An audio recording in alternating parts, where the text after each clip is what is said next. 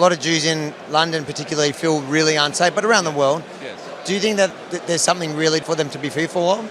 We'll see. I think it's deeply shaming. I mean, the last couple of days I've had people say to me, is it safe to come to London being a Jew?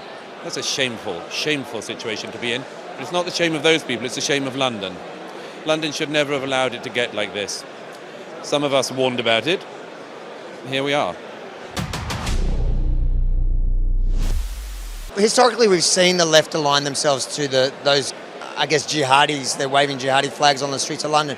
But the new phenomena where you're also seeing so many right-wingers attracted to that. Yes, So, not as large a number, but yeah. Online, I'm seeing I'm experiencing a lot more than I've ever experienced. Get offline. Yeah. So you think in reality it's not real? There's always a residual type of right-wing anti-Semitism in Europe and elsewhere, maybe. It's always been the sort of losers' occupation on the far right since the war. It's the far left where that's where it resonates these days, because a lot of people who know nothing have transplanted a particularly stupid version of American racial politics onto everything else in the rest of the world.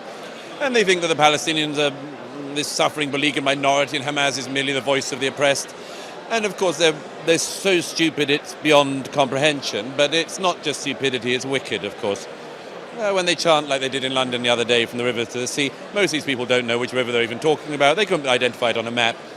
Some of them probably know what that means, which means the eradication of the world's only Jewish state and the creation of another failed Arab Muslim state. But some of them know what they're talking about, some of them don't, but it's equally wicked.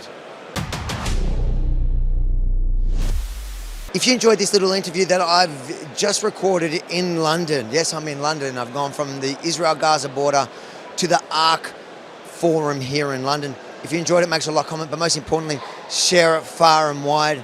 And if you want to see more of my reporting about the conflict from the front line over the last 2 weeks, and there's still some more content still being produced as we speak, go to thetruthaboutthewar.com. Thetruthaboutthewar.com, check out all the stories and share them.